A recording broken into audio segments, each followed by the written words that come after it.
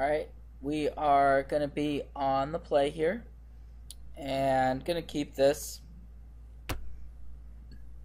Elvish Visionary is a great card in our deck to be playing on turn 2. So even though there are only 2 lands in our hand, we still want to keep it. And we'll see exactly what our opponent's up to. We do want to draw some more lands or some more early stuff. And there's another land. Okay.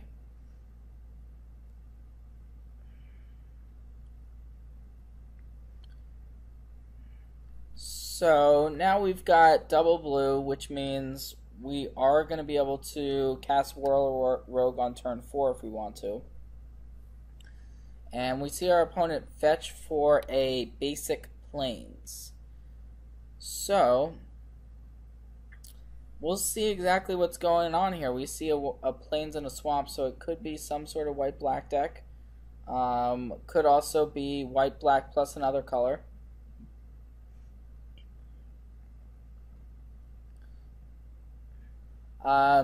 Traditionally, white-black control does not actually play Evolving Wilds, so we don't know what to expect, but that's okay. We're just going to continue on with our game plan. We've got a nice hand here, and our opponent's not putting much pressure on us, which is good news. We don't need to play the Whirl-Rogue here, just in case our opponent is playing a Languish deck. So we can actually set up Crush of Tentacles next turn if we want to, by just casting the Sight Beyond Sight. So I like that play. And we're going to take the Anticipate here. So being able to crush next turn means that the Elvish Visionaries come back to our hand, and we basically just get a bunch more value. If we want to do that. We'll see if we actually want to. But we're definitely going to be rebounding this Sight Beyond Sight.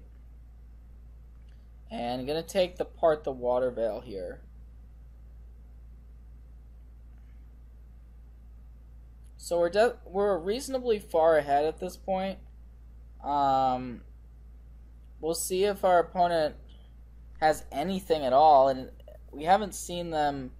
our opponent casts much, but I think we just want to actually, rather than play the crush here, just accelerate a bit with this explosive vegetation in our hand. And we can still Crush of Tentacles on our next turn if we want to, but now we just have more lands, more options in terms of what we want to do. And it looks like this could just be a white-black control deck with Evolving Wilds in it. Unfortunately, our Visionaries are going to get Declaration in Stone, but you know what? We'll be able to use these clues. We'll find a use for them. Don't worry. In fact, I want to just go ahead and crack one right now. See what we find. It's actually a Den Protector, but now we can deploy this Whirl-Rogue. If our opponent uses something like a Languish to get rid of it, we don't mind it. And we're just going to go ahead and pass back here. We want to use our clues before casting Crush, because of course once they get bounced they're unusable. But next turn we can cast Part the Water Veil with Awaken, and it does look like our opponent is playing a control deck, so there's the Languish. But we don't mind this type of matchup. Just going to go ahead and crack a clue here. And this seems like a good opportunity to go ahead and Part the Water Veil. And so we're going to Awaken onto the Lumbering Falls, which is going to create a big threat. Though our opponent does have a Blighted Fen we have to be aware of.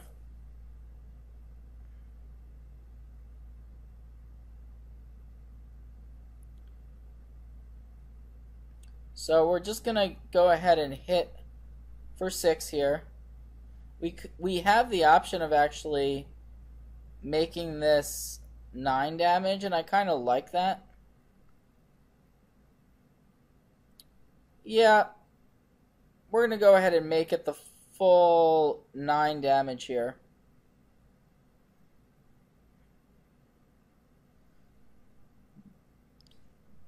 And this is going to drop our opponent down to 6. We now can just play our other Lumbering Falls as insurance against Blighted Fen. So if our opponent sacks the Blighted Fen, we just animate our other Lumbering Falls, sacrifice it, and then we can attack for the win with the Lumbering Falls that has the 6 counters on it.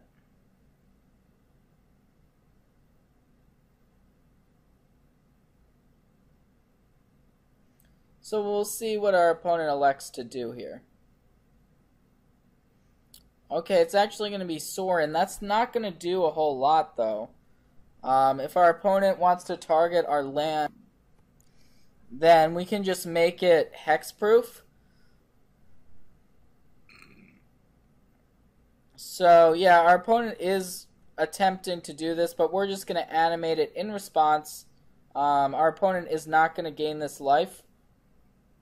And so now we just have lethal on board for next turn. So we pretty much we're going to kill our opponent no matter what they did, whether it was sacrifice Blooded Fen or use Sorin. Probably our opponent's best bet was to try to make a token with Westvale Abbey, but in any case, that game did not feel particularly close. The control matchup seems pretty easy for this type of deck.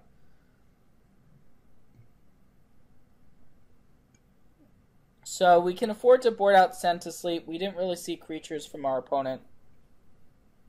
We are going to want negates.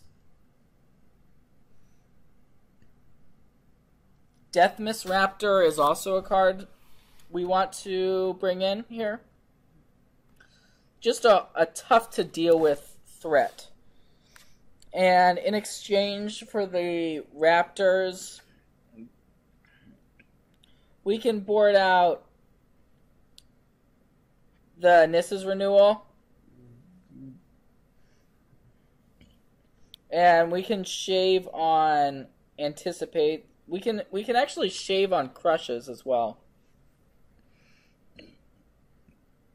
Like that game we had Crush in hand and we just didn't even need it. And we do want the Ulamog just as a big heavy hitter to finish the game off. So we're going to go with this configuration. And we can actually just be the beatdown. You saw how one part the Water Veil on Lumbering Falls just straight up killed our opponent. That was it. That was all she wrote last game.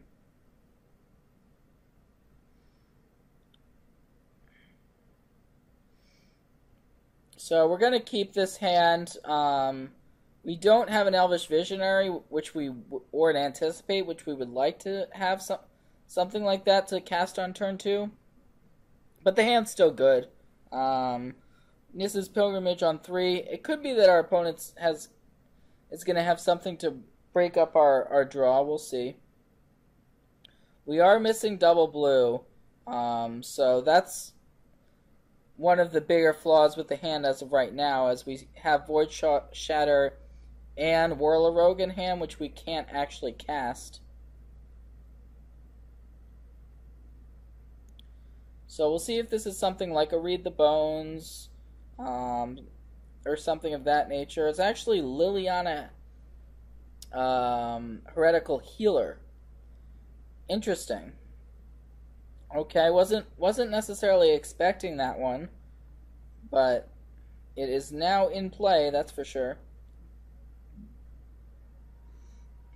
So it looks like our opponent isn't really playing a straightforward control deck, so that could end up being bad news, depending on if our opponent has other creatures as well to go along with this Liliana. Like, for instance, something like Thought-Knot Seer would be very bad for us here.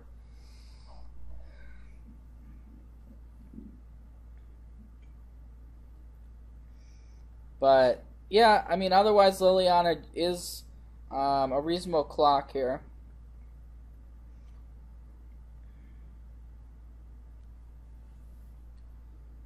So we did find the second blue, which is good. That's going to give us a couple options, but I think we just want to go ahead and cast this Whirler Rogue. We could hold up Void Shatter, but we don't really know what our opponent wants to be doing. So I like just getting the Rogue into play. And it could be our opponent has a removal spell here of some sort. Okay, it's actually to the slaughter. Which is fine, we're still going to get our 2 Thopters. So not really a bad exchange for our side of the table. I wonder if our opponent has a good way of flipping this Liliana or not.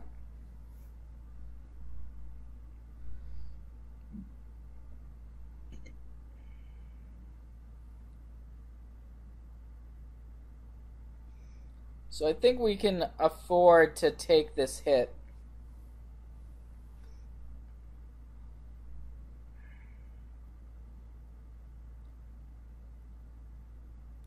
So we'll see if this could be something like Thought-Knot here, which would be quite good. Instead, it's Hedron Archive. Okay. So we can attack our opponent for 2 here. And I actually kind of like just playing Deathmist Raptor and passing with Void Shatter available to us. So let's just do that.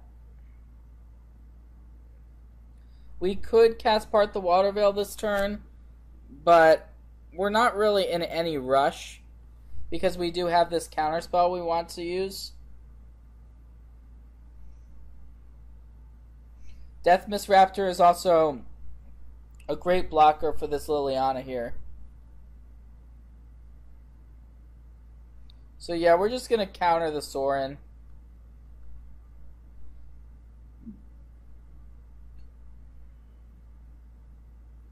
And if we want to, later in the game, we may have an opportunity to rebuy the Void Shatter.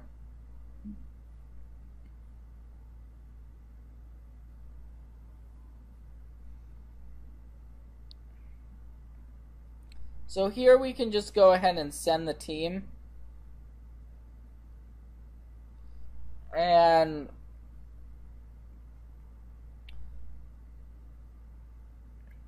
we'll see if our opponent blocks. I would doubt it. And yeah, it looks like our opponent's just going to take it. And so we have the option now. We can part the Water Veil and take another turn, which is pretty appealing here. Yeah, let's go ahead and do that. We don't have double blue right now for the Awaken anyway.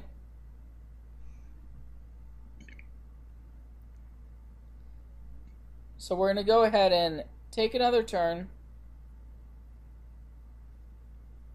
And that's going to mean an additional 5 damage that we're threatening we can deal here.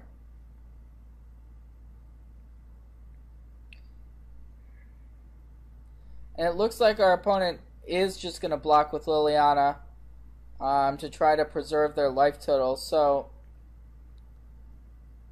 we could cast Crush here, but I think it's actually better for us to just pass, and we can rebuy our Void Shatter with the Den Protector if we want to. So our opponent's in a rough spot. If this is something like a Languish, we can just counter it. Yep. So our opponent's attempting to Languish, but we're going to get back Void Shatter with Den Protector and then safely counter it.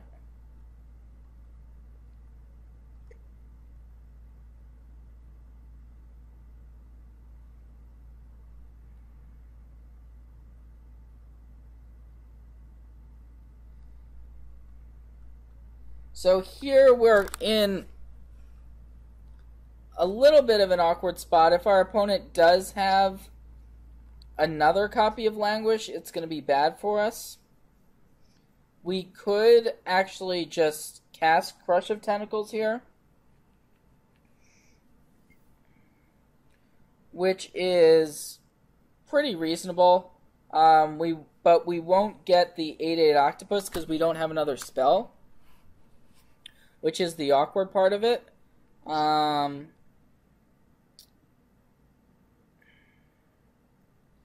With that being said, I think I still like casting the Crush.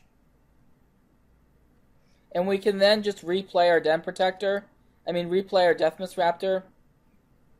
And I think we're winning most of the games where we make this play.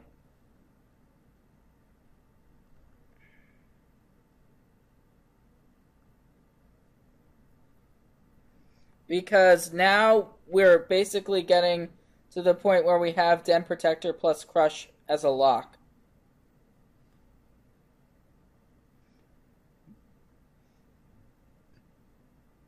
So our opponent is now going to have to redeploy that Hedron Archive, most likely.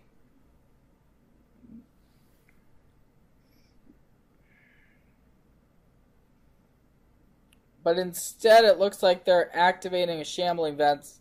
I'm wondering if that was intentional or not. And it looks like our opponent just had enough and is going to concede the match here.